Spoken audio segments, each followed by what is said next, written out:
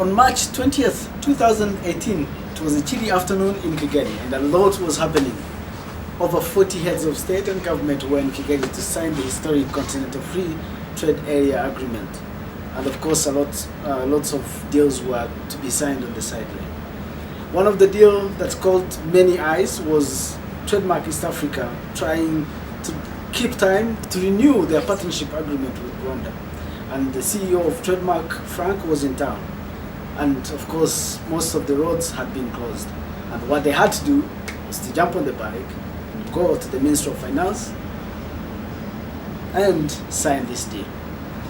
Frank was not alone. He was with the Rwanda country representative for TradeMark East Africa, Mutesi. We had the owner, the CEO, our CEO Frank Matsat, and I had the owner, as well as the chairman of our board, Ali Mfuruki, had the honor to meet with the head of state, President Paul Kagame, and just talk about the work that we've done in the past 7 years in Rwanda and what we intend to do for Strategy 2 in the next 7 years.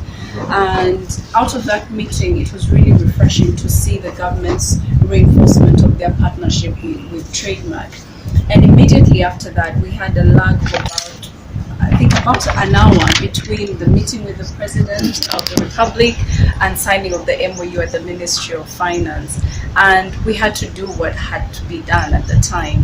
The first instinct for me personally was to get out and walk, because I like to walk. But then we got out and we realized the motorbikes were passing by very easily. And Frank said, but why don't we sit on a motorbike? It didn't come very easy immediately.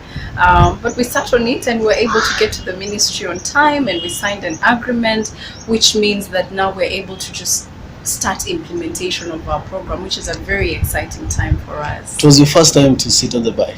It was my first time, not out of not because I never had to sit on it, but because it was a bit of a scary experience initially. But I must say it was one fun one. I found it more exciting than scary. First was a bit, maybe 2 minutes of tension, but then immediately after that, once you hit a clear road, it's really nice. It was a hot day, and you have all this fresh air coming. As a leader, you will be faced with situations where you have to do the unconventional. You have to do what needs to be done to get things going. And we see that as we're implementing most of our projects, you will always come to a time where you will hit a dead end or something that seems like a dead end. But you have to have an open mind to say, if this is not working, there surely has to be another option. There has to be another way that I can look at. And that's the mindset of a typical TradeMark employee. And we were able to, maybe it's not something that we were looking to show the world. We were doing what needed to be done at that time, and it was picked up, and that's TradeMark.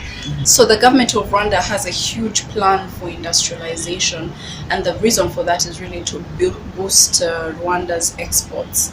So we're partnering with the government. We're looking to partner with the government in the development of industrial parks. So we're working really closely with the Ministry of Trade as well as RDB to identify a park where we will partner in the development of that industrial park.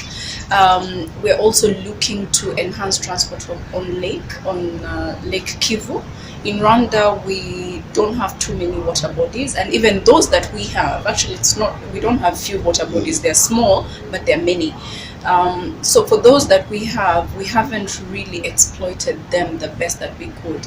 And if you've seen the trade between Rwanda and DRC, there's a lot of trade that's happening two ways, both exports as well as imports. But we are a net exporter to DRC. There's a huge opportunity for us to enhance that cross-border trade because it's much cheaper transporting on water.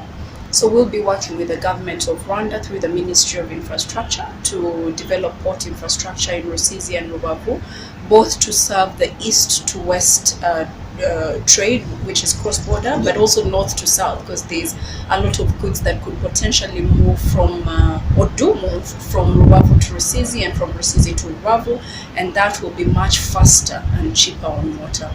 As well as the potential for tourism. It's a huge potential that we're looking to work with the government to develop.